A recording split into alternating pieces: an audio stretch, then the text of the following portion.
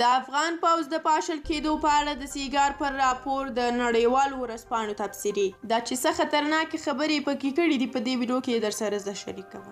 ځینو لویدیځو ورځپاڼو د سیګار پر هغه راپور تبصرې کړي دي چې پرون یې د 2021 کال کې د افغان ځواکونو د وړې کېدو د لاملونو په اړه خپور کړی دی. وال سټریټ ژورنال لیکلی دی د سیګار د 43 مخیز راپور موندنې ښیي چې امریکا په خپل 20 کلن روزنیز ماموریت کې 90 میلیارډ ډالر ولګول، خو داسې پوځ یې جوړ کړ چې په یوازې ځان یې کار نه شوی کولی. ورځپاڼه د سیګار د راپور پر حواله لیکي چې پخواني افغان ځواکونه د معاشونو، لګښتونو او د تجهیزاتو د ساتنې او څارنې له اړخه پر امریکا متکي وو.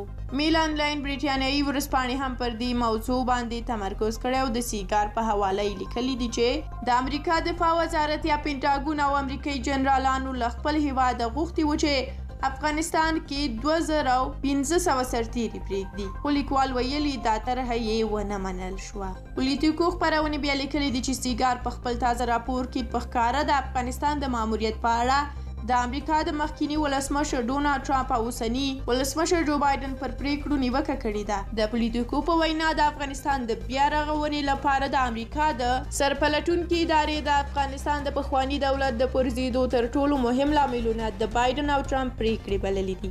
ریویو خپرونې له منځنۍ اسیا سره د افغانستان د پولې پر نام نه کېدو لیکنه کړې ده. د مقالې لیکونکي بروس پنیر ویلي دي چې د افغانستان د شمال د کنټرول لپاره د طالبانو، داعش او نورو سخت دریزو ډلو ترمنځ سیالۍ د منځنۍ اسیا هیوادونو ته اندېښنې پیدا کړي دي. د لیکوال په ټکو د افغانستان د امریکایي ځواکونو تر وتلو وروسته قزاقستان، قرغیزستان، تاجکستان، ترکمنستان او ازبکستان له طالبانو سره پرته د نورو سخت دریزو د کنټرول او مخنیوي لپاره پر طالبانو متکي دي. په وروستیو میاشتو کې د اسلامي دولت ډلې یا داعش ادعا وکړه چې د افغانستان له پولې نه یې پر ازبکستان بریدونه کړي دي، خو ازبکستان دا ادعا رد کړې ده. د خپرونې په لیکنه کې د منځنۍ اسیا هیوادونه اوس له افغانستان سره ډیر اړیکه لري او دغه هیوادونه نشي کولی چې د پولې هغې غاړې ته په روان وضعیت ځانونه غلي ونیسي.